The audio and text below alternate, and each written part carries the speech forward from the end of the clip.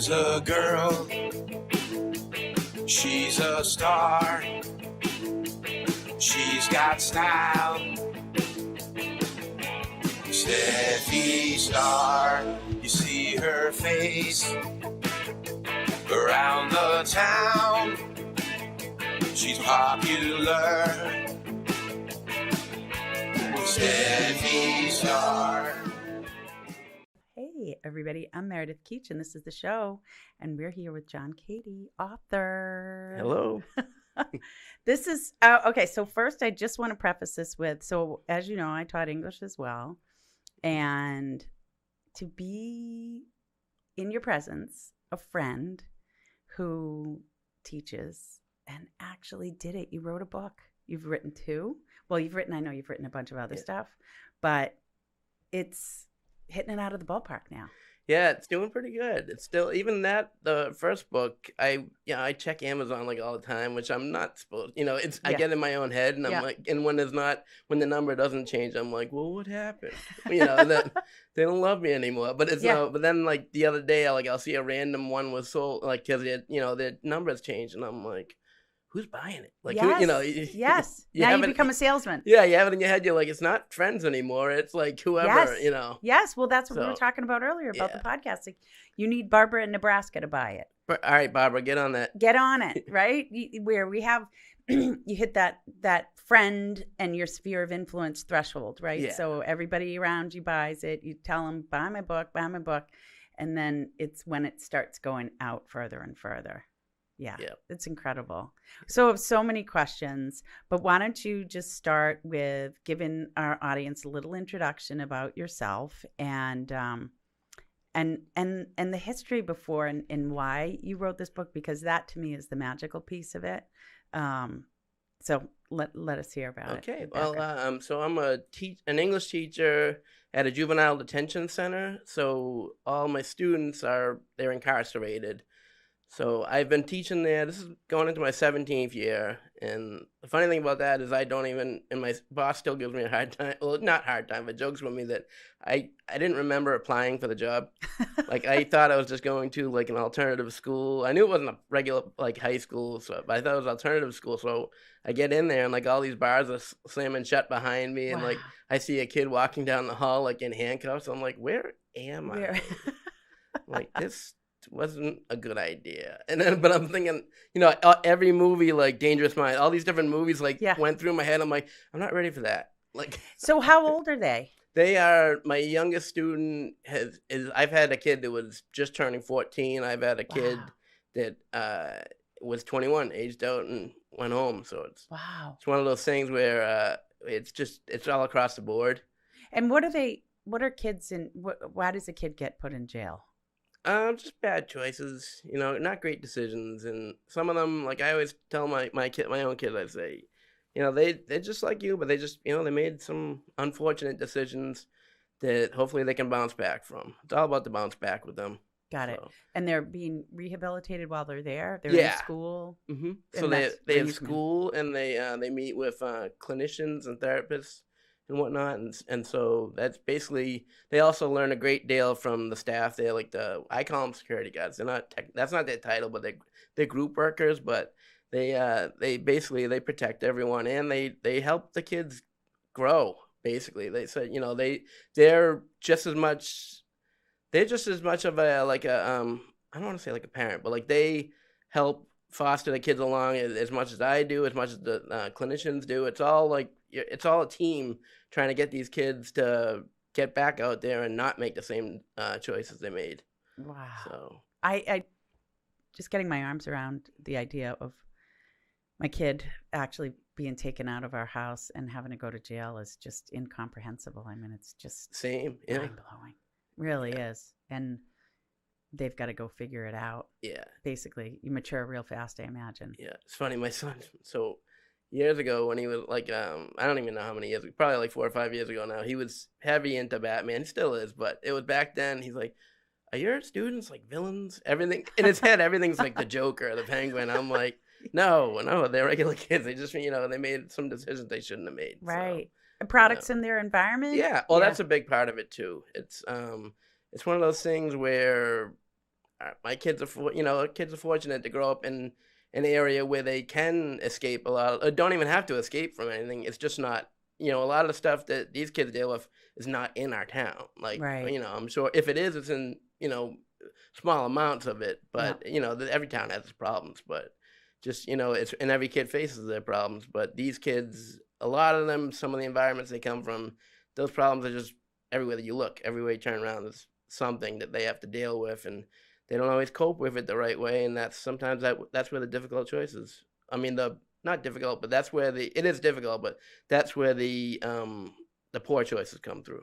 And so if I go to jail at 14, am I automatically out at 18, or is there a population of kids who then from 18 have to go to a different jail? Sometimes they have to go to, like, they call it big boy. Sometimes they have to go on to, regular prison, because if they're depending on how serious their crime is. Wow. Yeah. That's heavy. Yeah, a lot of gun charges. Oh. A lot of guns out there. Like, it's one of those things. It's not, it's not like a political. It's just like there's a lot of guns out there that kids can get their hands on, unfortunately.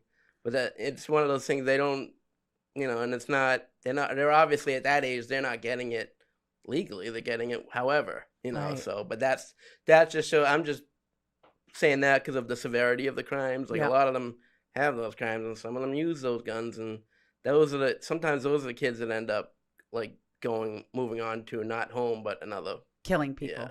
Yeah, or if they've already tried that, they'll go to like prison probably at some point. Okay, so we have kids similar age. Yeah. Compare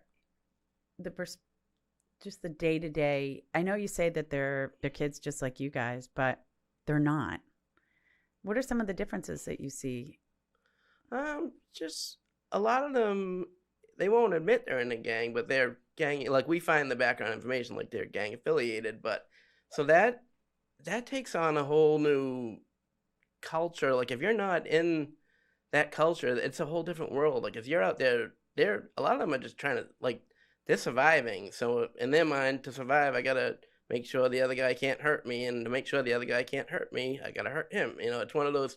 It's a cycle that you almost can't come up to breathe from it. Some kids sound like that's, like it doesn't go away.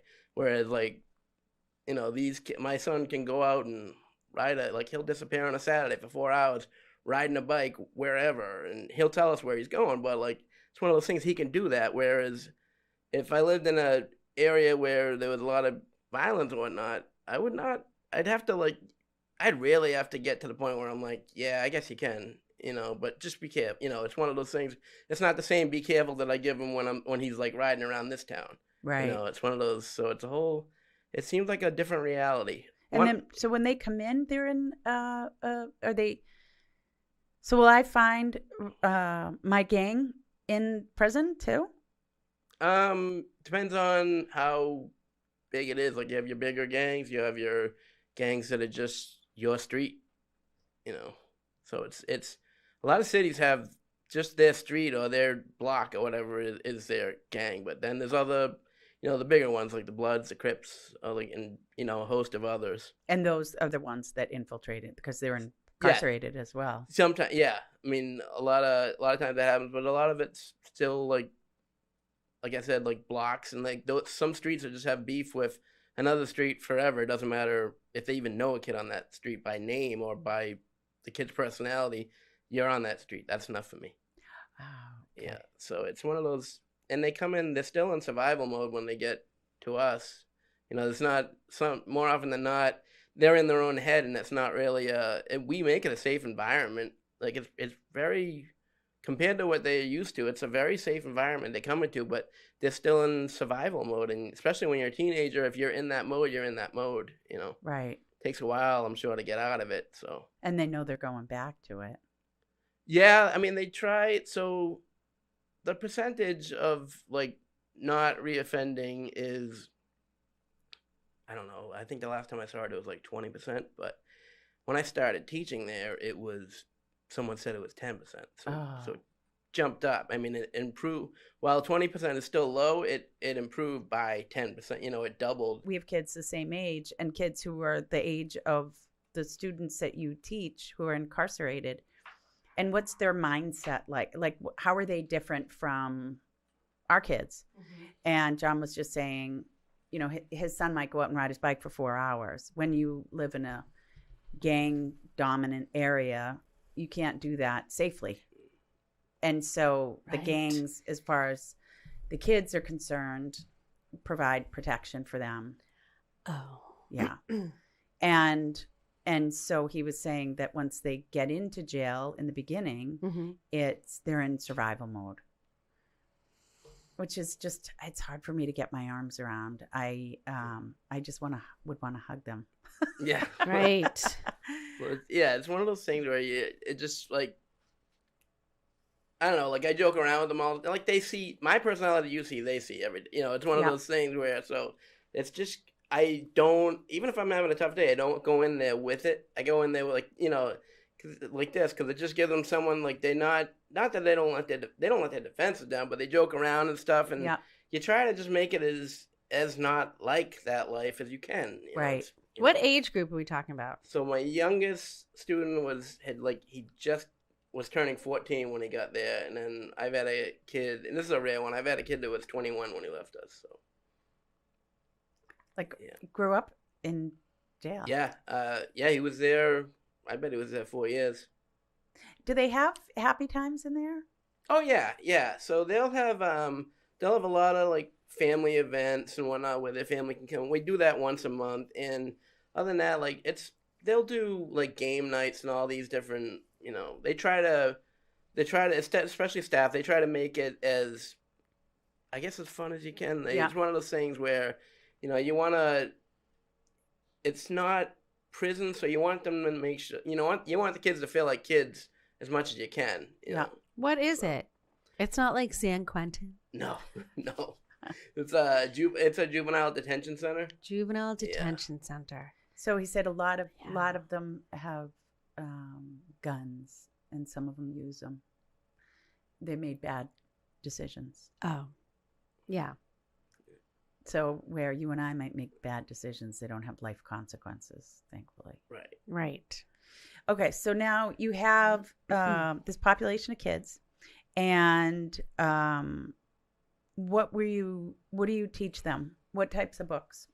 So I do. Like right now, we're doing Of Mice and Men, but so I basically we follow the same like frameworks and standards as public schools. That way, when they leave us, they're caught up with wherever they are, wherever they would be in public school. A lot of them admittedly tell me they're like, I don't go to school when I'm on the out, and I'm like, well, you should. Yeah. It's one of those things. Right. Some of them aren't allowed in schools. So. Oh. But they are provided an education. They're just not allowed in certain schools. So it depends on the charges. But I'll read Of Mice and Men. We'll read A Raisin in the Sun. Then I try to bring in more books that are like nowadays books, basically. So it's like they're tired of reading the old stuff, but some of them love the old. Like some of them eat up Of Mice and Men and all that stuff. But, they do. Yeah, but other than that, we try to. My company that I work for, they bring in like all high interest books, like newer ones for them. So we'll read a few of those here and there. As long as they follow the same themes, then the kids are more engaged if it's books that are written nowadays, it seems. But. Do you find that a lot of your students would be on IEPs? Not as many as I think. Like it ranges really because I'm in detention. So my same 15, like the most I have is like 15 students at a time. That changes often. Like there'll be 5 new kids before the end of the month, and it's one of those things where sometimes I do, and then it all depends on how long I have. Some kids. So for example, maybe a third of them right now do, but there's been times when over half of them have. Okay. So. Wow, that must present a lot of challenges teaching wise. If you have on any given month, 5 new kids at once. Yeah, well, it can, especially with a novel. But we find you find ways around it. So I'll always do like a catch up, especially if we have new kids. I'll do like a catch up. What's happened so far in the novel, just a quick thing that I have the other kids write on the board, and they'll tell these kids what's been going on in the book. So it's you gotta work around it. Like tricks of the trade in there are different from when I was teaching in public school. So it's, you know, you have to Yeah. deal with stuff like that. So Now, I know I missed the whole beginning, but your dad's Mr. Cady. yes, And he taught at Sharon High. We didn't touch on that. Oh, but Yeah. I am a graduate of Sharon High, okay. 1985. And I could, did your dad teach English? No, he taught science. He taught science. I think he taught a little bit at the high school, but most of his 42 years he taught at Sharon Middle School. Oh, okay. Yeah. I couldn't remember if I know Mr. Cady, Yeah. and I think I had Mr. Cady, but I can't really remember if I had Mr. Cady. But I remember everyone loved Mr. Cady. Is your dad still living? Yes. He is. Yeah. He must be so proud of you. He is. Yeah. He's pretty proud. Yeah, he and my mom both pretty proud. Yeah. And Oh, my siblings. So So exciting. So we're Yeah. just building up to like, how do you get to a point of writing a book like Right. this in conversation? And so, okay, so that's your population. hmm At what point do you say, I need to write a book for them? So I've been trying to. I mean, I've been writing things for like 25 years, but nothing. No agents wanted anything. Yep. Like, so I've always, my favorite book's Catcher in the Rye, so I've been trying to write like Catcher in the Rye for like ever. And then so when a lot of my students like they don't read a lot, but sometimes they do in there just because it kills time Yeah. half Right. the time. So I had one group that was big on fantasy, and they also like these books called the Blueford High books, which are they mostly inner city stories, like kids, like the stories take place in their environments and whatnot. So they said they love those books and they love the fantasy. And I said one day, I was like, "Oh, do you guys love fantasy, huh?" And one kid says, "Yeah," and their heads are like buried in it. And he said, "But," he goes, "I can't really relate to the heroes in it." And I'm like, "Oh, well, what do you mean?" And he said, "Well, I just, Katniss, Harry Potter, but they all have that theme of they're not from the hoods, Right. right. they're, they're not a minority. They're not from the hood. The whole across the board basically." And I'm like, "Oh, all right, okay, yeah." And then, but then they'll say, "But the themes are all the same. Like I can connect with him because, whatever he goes through. Like I've been through similar things, but not the exact same thing. But I've had the same feelings that he's had, and so they can relate to them. And then it's on that level. But I'm like, oh, I wish in my mind, I'm like, I wish you guys had, I told them, I was like, I wish you guys had a fantasy book that you could relate to that maybe even, kind of blended in with the other thing, like the Blueford Eye thing. And one, because, yeah, that'd be awesome. I'm like, well, good luck with that. But I was like, but I don't write fantasy and I can't relate to Blueford Eye because I didn't grow up in areas like that. So I wouldn't even try that. Yeah. And then fantasy, I couldn't create worlds in my, and so I'm like, it'll just come across stupid. It's just going to come across dumb. And then I'm like, good luck. Hope you guys get that. And so it's one of those things where it wasn't that night because that'd be too much of a Hollywood movie type thing. But like within the next month or so, I had a dream one night where I was literally in a nursing home, like a room like kind of my grandmother was in, but before she died. And there was like an old guy I had never seen in my life, like laying in the bed. And I'm just sitting there with him. I'm like, I don't know, I'm just going to, you don't know you're in a dream. So I'm like, I'm just here. And then like this girl, young lady comes in that she's Latina. She's dressed in kind of like the clothes that you would see like in some of those movies. And she comes in, kisses the dude on the forehead. And I'm like, what is happening? And then all of a sudden he dies or whatever. I'm like, and she looks at me and then walks out of the room. And I'm like, what the hell? And then I get up and I'm like, I write everything down in a notebook, drives my wife nuts. She's like, just put it in your phone on the notes. I'm like, I can't do it. In case I hit delete by accident, I can't. And so I get up and I'm looking at it the next day and I'm like, this might be something. And then it ended up being like chapter 2 of the book. So I'm like, I might have this thing for them. So I started writing that literally just for them. Like, I mean, I wanted everybody to read it, but it was like, they were my target audience, like couldn't be any more of a target. Right. And so I wrote that and then I shopped it. This was like 10 years ago. So I shopped it around to all these agents and all of them were like, nobody wants angels. And I'm like, people want angels. And they're like, no, we're agents. We know, we know what the book market is right now. It's, can you write about like werewolves and vampires? I'm like, Twilight? No. I'm like, Right, I no. can't. Yeah. This is my book I wrote. Yeah. A, Twilight's already been written. Right. And like B, I can't. It sounds dumb. Like if I try to do that, it's going to be dumb. Right. But it's one of those things. I wrote that and I shopped it around forever and ever, and then nothing came of it. And then one day on Facebook, I saw this guy. So he's my Joshua Lloyd Fox. He's my publisher, but he's also an author, very talented author. And so he had written these Archangel missions, and I'm like, angel. And so I saw that on my feed, and so I messaged him. I'm like, I got this idea, not idea. I wrote the book, but I'm like, here's the synopsis. Would you be interested in this? And he goes, you brilliant bastard, send it over. And I'm like, yes. That was it. I'm like, screw you, agents. Wow, look at that. From 10 years ago. Right. Like, I don't hold a grudge, but it's like one of those things where he read it, he started reading it, he loved it, and he's like, I want to publish it. I was like, oh, great. And he goes, can I break it into 2 books or whatever? And I'm like, absolutely. And so he broke it into the 2 books, and then he posted when he was posting on Facebook about the first one, he said, first book in a trilogy. And I'm like, ooh, trilogy? And he goes, yep. And I'm like, better get writing. Right. On the third one. I didn't even picture going on Right. further with it. I'm like, but then that's fantasy. Fantasy series, you have to have more than, Right. you at least have to have 3, I guess. So it's, Well, Right. and I'll say the characters. So obviously, I haven't read the book 2 yet, but yeah, you can have those. And I see We have signed how copies. Yay. I see how you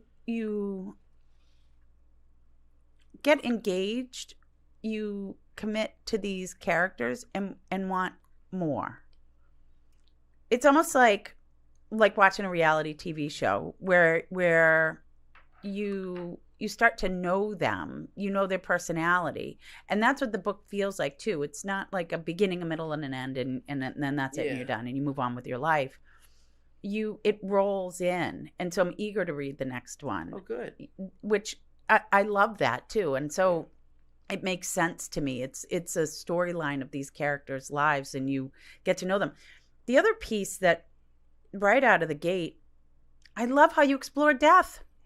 Yeah, so it's fun. So that when you had messaged me, I was like, oh, and then someone else, 2 other people said similar things, and I'm like, oh, I didn't even. It's one of those, happy accident. Well, talking about death, not happy, but it's one of those things. I'm like, that was totally not intended, but I was just trying to tell a story, and then someone a couple of you and a couple other readers, like I said, they peeling it back, and I'm like, I didn't think it was that deep, but okay. Look at you. I'm like, Well, but then that you alone, mostly your comment to me about it, I was like, that kind of guided me in the 3rd book. I was like, oh, Meredith's comment guided you in the 3rd book. yeah. So I was like, well, you got to keep going with that. If people, if 3 people resonates. If 3 people notice that and it resonates with them, then you just gotta, maybe that's something you just gotta keep exploring. Yes. It is, and especially with the younger age groups too. But so basically, I said to him that piece resonated because so much of our culture, we don't want to die, right? I mean, medicine does everything that they can to keep us from dying, and we don't talk about it, and it's like a bad thing. Yeah. But it's something we all do. Right. And yes, it's sad when our loved ones die, and we have the death doula on, and you can get weepy about the people that you've lost and missed. But everyone in this room is going to die. We all do it. It's part of living. It's part of our existence. And you just and even in a book, the pivotal moment will be when the person dies, and then everybody goes on afterwards, and that's it. But in your book, a lot of people die. Yeah. Right. Yeah. And it's not like, yes, it's tragic circumstances, but in the way that you portray it, it's part of life. And particularly for these characters, it's part of their existence, and there are consequences and things that happen as a result of someone dying. And then those that have died, right, and they're part of the book as well, coming back in. I love that you've done that. I really do. And I don't know other books that really explore it in that capacity, in that way, in a day-to-day life. But I would think, too, for middle and high schoolers to read it, I haven't had my kids read it yet, it would resonate with them in a very different way. Yeah. Right? I would think, yeah. How did your kids receive it, your students? So it was funny. Like when I brought the books in or whatever, they grabbed them like right away, and they're like, they brought them right back. They call it their hut, their room. They're like, can I bring this back to the hut? I'm like, that's yours. I'm like, it's one of those things. And so a bunch of them brought, not every kid, but like a bunch of them brought it back, and they read it in like a week or whatever.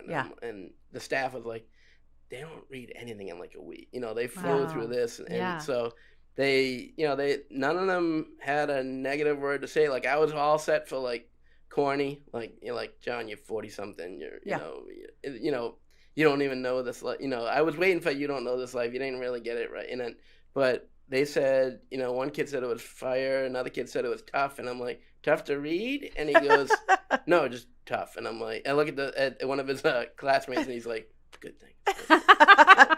I'm like, tough, it's one of those, and so, generally, like, they liked it, and they liked the second one, so they're looking forward to the third one. They're like, well, the third one, you must have it for us already. I'm like, no, and then they're like, but it's for us, and I'm like, I know, but it's one. And I dedicated the second book to the students I've had and the ones I'm gonna have. So it's awesome.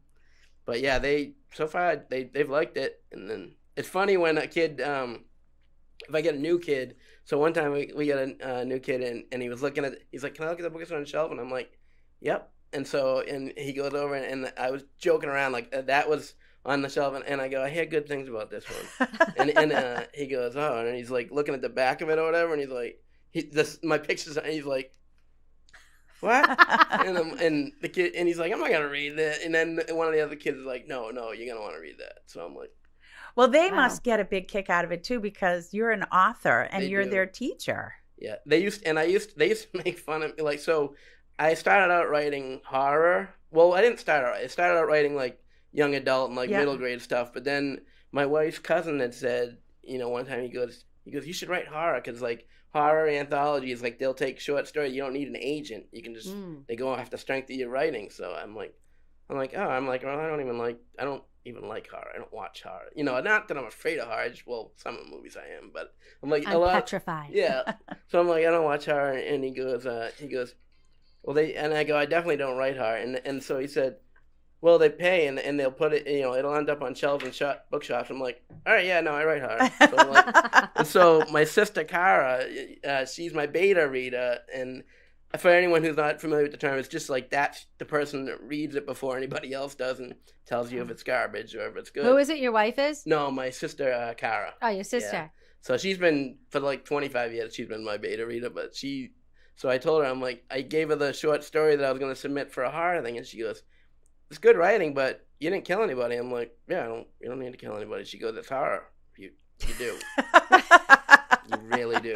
And I'm That's like, what people are waiting for. Come on. Yeah, so I'm like, I don't want to kill anybody. She's like, well, you don't want to write horror then. And I'm like, all right. So, and then, long story short, that got published. And then, I've had like maybe like 20-something horror stories published, which is weird to me because I don't write horror. Yeah. But it's like I found, like, for a while it was fun. And then, so my students, some of them, they watch horror all the time. So they were reading some of the short stories, and I wouldn't have my name on it. So they didn't know what it was at first. And so I'm like, hey, this is pretty good, huh? And they're like, no. They're like, this is supposed to be scary. And I'm like, it's kind of scary. And they're like, no. This sucks. Yeah. Basically, they're like, this is not scary at all. Like, what is it? Like, it was like, I always do it right before Halloween. They're like, what is this? I'm like, it's a scary story. And It's soft horror. Yeah. Yeah, exactly. It's like, this is Lifetime horror. Right. Exactly. It's different levels of horror. Yeah. So what's the process? So I forget your publisher's name.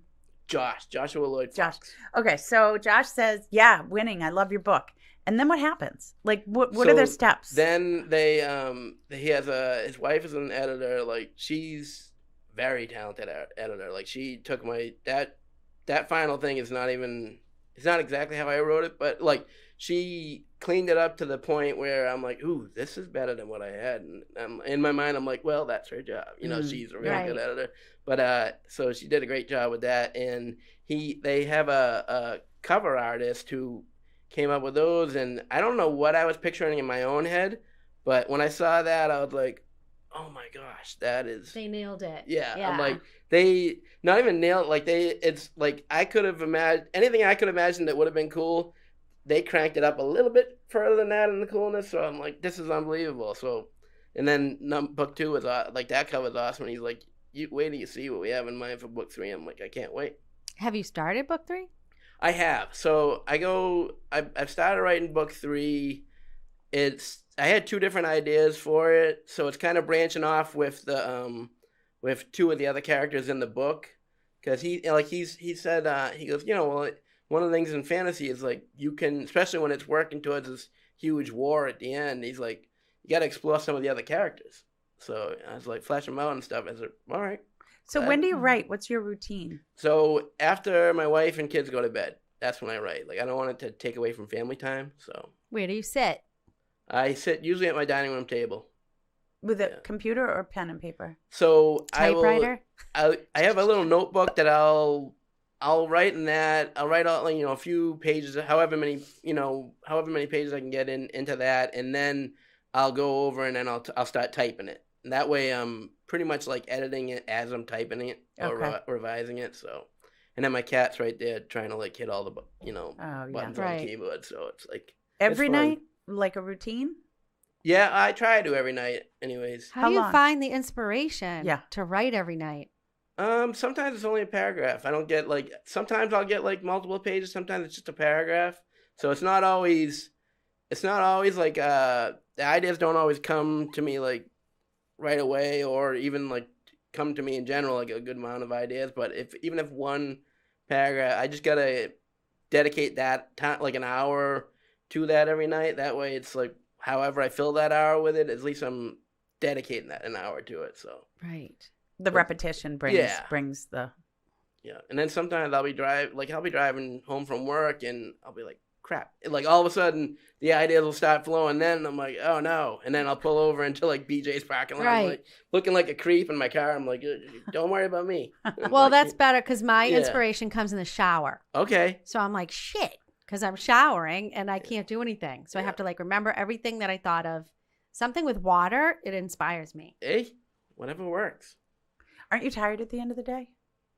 I am, but it's one of those things where it's either I watch Love is Blind. Yeah, or I don't know. I haven't seen 90 Day Fiance. Yeah. It's either I watch TV for like an hour or I just try to write for the hour. So it's, or then I'll watch TV afterwards. So I feel kind of inspired. Totally.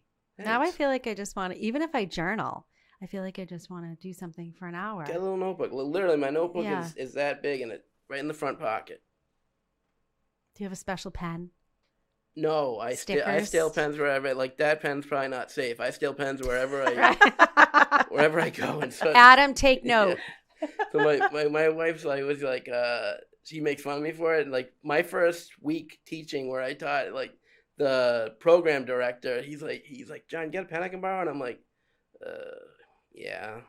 I'm like, here. And then so he's borrowed it and he's writing something and walking away, like still writing. And I'm like, whoa. He's coming back with my pen.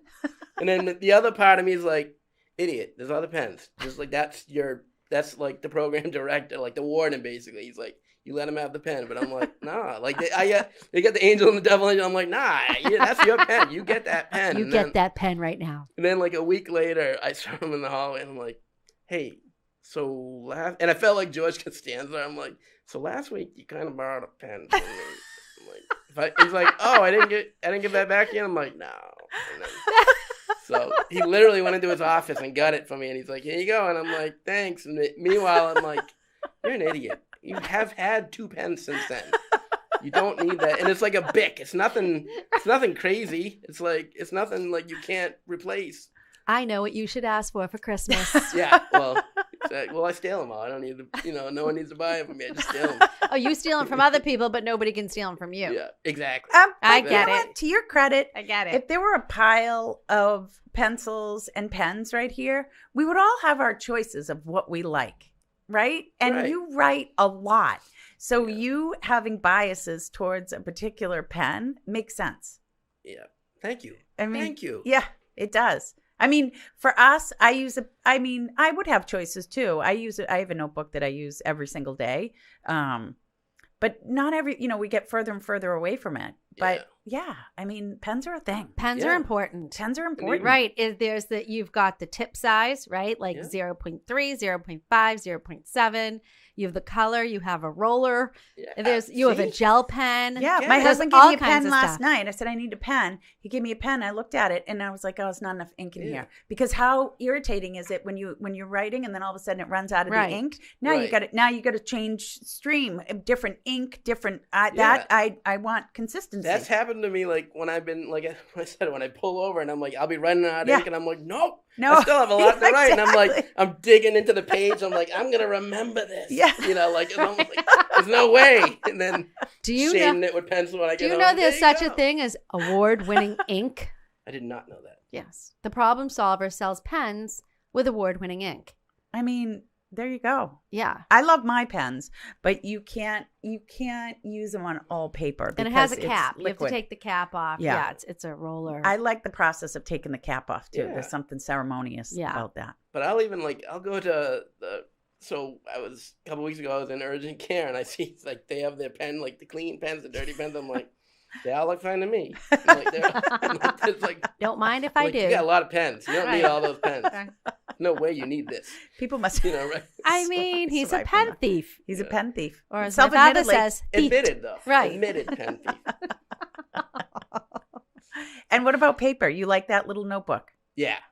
You like the paper it's on, or do you just like it because it fits in your front pocket? I just like because it fits in the front pocket. Like I have other like notebooks now that someone gave it to me at work, and it's like because they know I like the little notebooks, but it's just like that long, and I'm like I didn't want to be mean to them, and I'm like I can't get that in my pocket. It's gonna look weird. It's gonna be like half of it's gonna this is not gonna work. Yeah.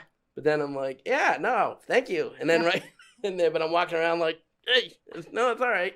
I got a metal spiral jabbing into my stomach, but hey, you're an author. Well, Steph is partial to planners. Oh, I love a planner. And she thinks nothing of switching mid-year with her planner, which is incomprehensible to me. She likes the tactile experience of the paper. She likes stickers. She likes different types of pens for different subject matter. I love it. A highlighter. I love the different textures of the paper. I get the Japanese planners. Even though it's in Japanese. So what? You know what? I like the paper. No one, and if people see you out with it, they don't know that you don't know Japanese. That's right. And if anything, they're impressed. She got me one, a Hobonichi, and I was excited until you weren't. I couldn't read the Japanese. I said, what does it matter? There are different sections to do different things, but they were in Japanese. Oh, wait. So it'll say like the days of the week. All that's in English. Oh, okay. Well, no, Meredith is being dramatic. The extra special stuff was in Japanese. She just didn't want to use it. I don't know any kanji. I will have you know. Who's that on? I mean, you've had plenty of time to learn kanji. For the first time ever, I've stayed in the same planner all year. So, see, we understand your pen experience. Yes. And we don't find it odd. No, not at all. My pens are in English. Just saying. Oh, well, whatever. I like to be cultural. I actually am transitioning out to what? Of paper calendar. Wow. Although I will say, so I've been trying for a couple of years, and successfully, I am now in my phone calendar. However, December, like for everyone, is a very busy month, and I had to put it down on paper. And there is something about, so when you say you write things down first, I have a notebook. I've had them for 24 years in doing the job that I do. I'm very specific about the size as well. There is something that goes from the brain and that you write down. Obviously, we all know that with learning. And that I wouldn't move away from. I do use notes in my phone. I don't love the calendar as much as I like a hard copy, but it's just by necessity for today because everybody's using electronic calendars. Yeah. So if we have a meeting or whatever, even for here, it's got to go in my electronic because I just don't have the time now to switch to do 2. Right. And then stuff gets missed. Yeah, you were spending a lot of time on that calendar Yeah. spread. Yeah, it was too much. Writing, erasing. Yeah. Do you do electronic? I'm not as far advanced as like I should be. Yeah. With a lot of stuff. Yeah. Dealing with my phone and like any kind of electronic. It's one of those things where, like, for example, my wife was on the phone with Verizon, whoever it was last week, and the guy said like, do you have Wi-Fi? And I'm like, my wife goes, do you have Wi-Fi? And I'm like, is your Wi-Fi on? And I said, there's 3 bars. And so she's like looking at me. She's like, I can't. And then she's like talking to the guy. I'm like, what? You know, like I don't. These things, and my students make fun of me all the time. Like these things that everyone else is already getting and has gotten like 3 years ago. Yeah. I'm like just starting to get, and they're like, how old are you? And I'm like 49. They're like, you should know all this already. And I'm like, I don't. Well, you're busy writing books. Well, it's not You're your not interest. sitting on your phone. If you were Yeah. interested, Right. But even like calendar, I just started using the calendar on my phone this year, and it's only because my like again, she's like, let me put it in your calendar, and I'm like, I have a calendar, and I didn't even like. It was one of those things. I'm like, is it near the calculator? And I'm thinking like, and she's like, just let me see it. Do you have an Android?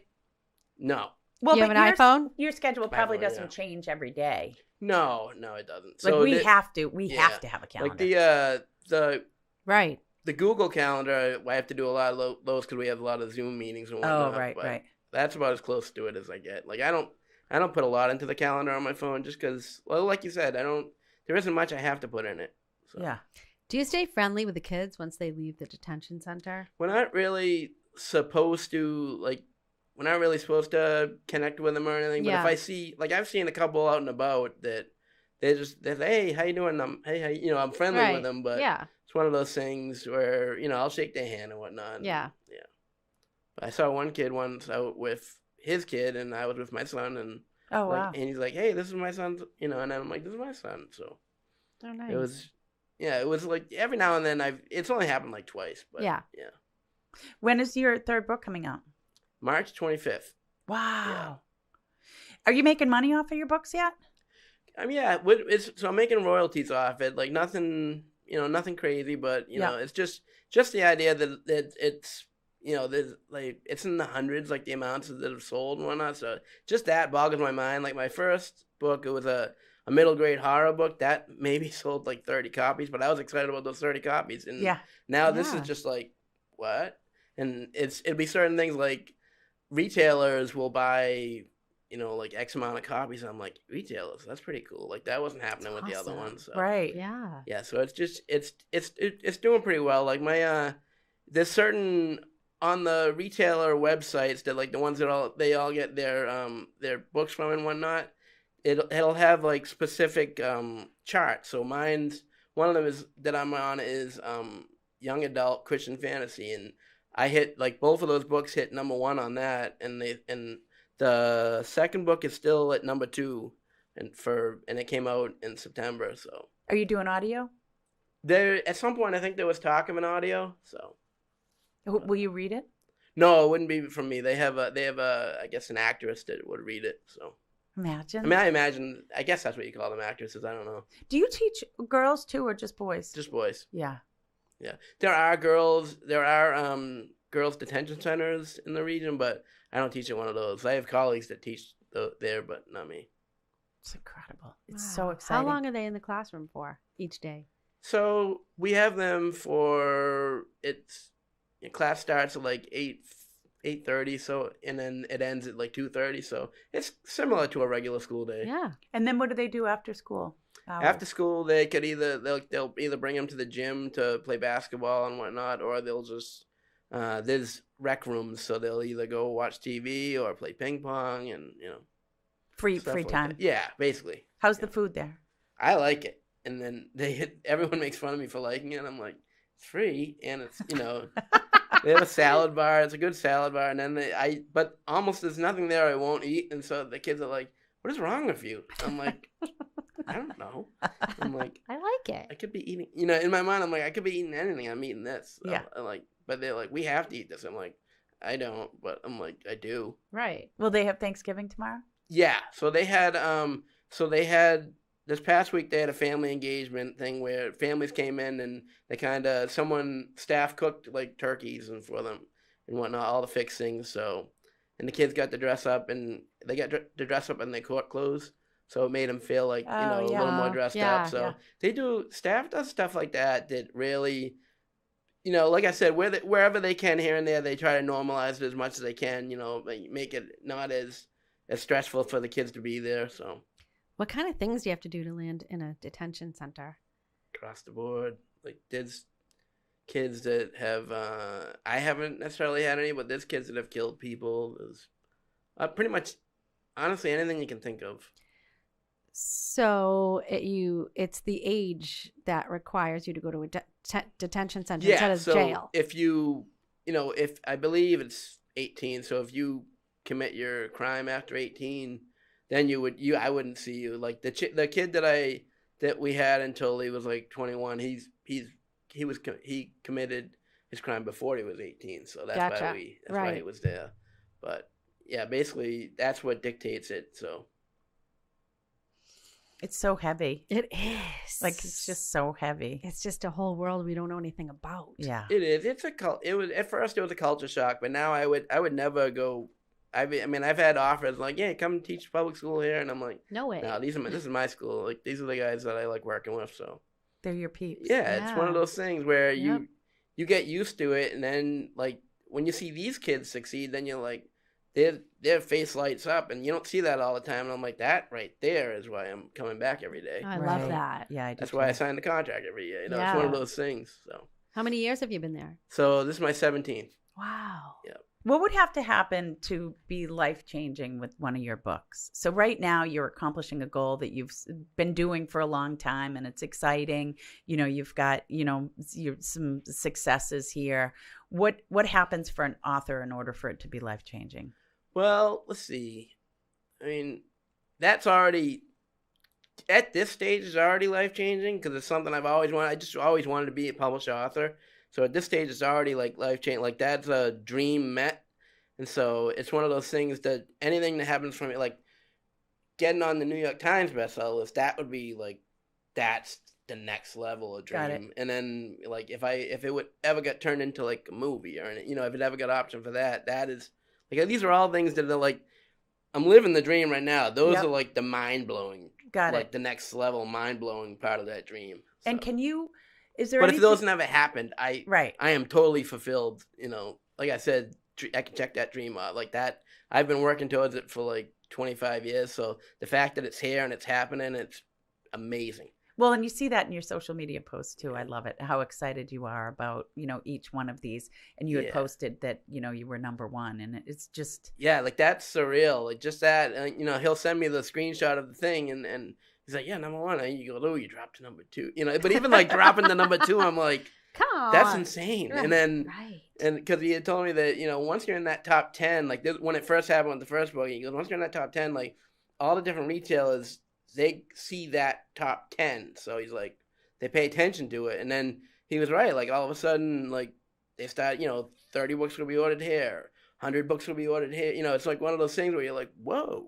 Well, and I mean, we're money motivated because we're in sales. So forgive me going back to the money, but when you're actually paid for something that you love to do, it's a whole new game. It definitely is. Like, and even that changed my mindset for writing. Like, for writing, I used to like, the goal was, I'm like, I just want to get, I don't even care if it's anything I want to write anymore. I want to write what people like, and even that, but even at that point, I'm not exactly true to myself because it's not what I want to write. It's what I think. Right. It's what I think, the masses want to read. Right. Which, that's not the way to do it. But it was like that's the way I was doing it. Then all of a sudden, when this worked out, I'm like, oh well, now I'm writing what I want to write. Like I'm exploring. I'm having fun with that world and those books, and I'm like, this is cool. Like, there's no more stress anymore about the writing itself, Well, and you're validated, right? So that's a big these two part of it. have validated,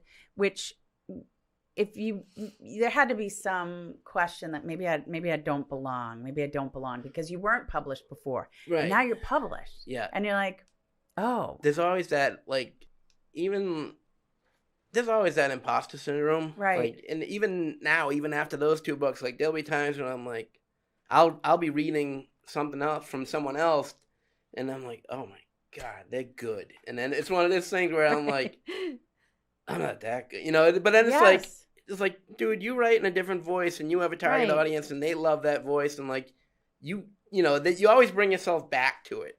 And then again, my publisher, he's great at like, even when he doesn't know that I'm going through that like brief imposter syndrome thing, he'll shoot me a text or a message or something that like lifts me up right away. Like the dude, he's great. Like he's really good at that. He's like, hey, how you doing? Hey, you should be happy that, you're at this number, or someone just placed an order for the, and I'm like, this is, you time it perfectly every time. Exciting. I feel like we get that too. Yeah, absolutely. Right? Because Yeah. if we're having a lull in our sales, and we're like, I'm like, maybe I'm not that good. Yeah. Like, why isn't anyone Maybe calling don't belong. me? Yeah. Yeah. But I think it happens for everyone too. My husband said to me yesterday, how'd you sleep last night? This is the stage of the game where we're at, nobody sleeps. And I said, well, terribly, and I know you were up too. And he said, I know, I was up for hours. And he's done amazing things in his life. He has nothing to feel badly about or, not at all. But he said, for hours, I was going through every horrible thing I've done, or every wrong, every ill, every thing I haven't accomplished. And I laughed. He was, and he said, no, because my laugh, was like, no, he was like, no, it was really bad. I was like, no, you and everybody else. We all do that. Right. This is the stage of the game. You're not unique in that sense where you feel horrible about yourself at 2 a.m. Right. We all do it. So let me normalize that. And you just got to say to yourself, cut it out. But folks, that's what gummies are for. And I'm talking 10 milligrams when you go to bed. It takes away all the voices. It's the most amazing thing. It kills the doubt. Yes. I wake up and then I go back to sleep. I don't have those thoughts anymore. That was me last night. I used the oil on my feet. Did it work? Stephanie sent me magnesium oil for my feet. And I've been ingesting the magnesium, but I'm realizing it's too much. I got to cut back on it a little bit. And so I tried that. I woke up the next morning. Meredith K. Yeah. No middle of the night, waking up. Wow. Yeah. That's so great. So hard at this stage of the game. I got a CPAP machine now. Oh, so it's like that's a game changer, right? Yeah, right. it is. My friends who got them were like, oh my God, I'm so much healthier. Yeah. The sleep, like the next day, even if I only get like 6 hours, the next day, you feel like you get like 8 hours. Oh, amazing. Yeah, There's nothing like a good night's sleep. Yeah. Really. The honestly. sleep study was weird. I bet. Because they put all the wires, like, and I'm like. And they're like, go to sleep now. Yeah, I'm like, I'm not going to be able to sleep. Like, you have wires on me. Yeah. Like, not in me, but on me. And I'm like, I can't do this. And then they're like, you'll be fine. And then it's like, the guy's like, you'll be fine in 5, 4. I'm like, this isn't hypnotism. I'm like, he's like, the guy was like joking around though. And I'm like, all right, I got this. And he goes, I'll put the TV on. And I'm like, well, that'll get me to sleep every time. Oh, the TV does it. Yeah. I'm like that with Instagram. Yeah, the amount of if they just that too. If they just put me on a couch in there and not in a bed, I'd be like, that's But it was total sleep. Yeah. For how long? So I guess that night the guy said he just said you had a good sleep, 6.5 hours, something like that, and I'm like, it's not a great sleep, but you know. Can you imagine sleeping 8 sound hours? No, I really can't. Let's go back to dreaming about like huge successes with your. So March will be the 3rd in your trilogy.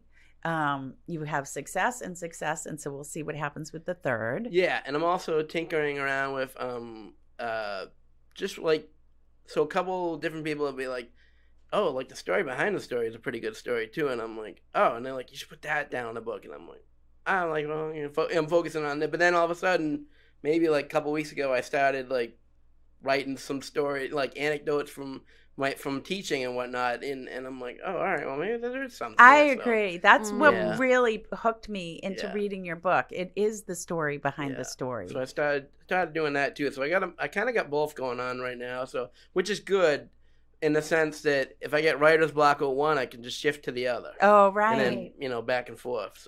So I've had this dream. It will be materialized at some point. But that you have inspired me, but that I would go to Ames Free once a week for an hour. I've had this on my to-do list for 2 years, maybe, and I have yet to do it.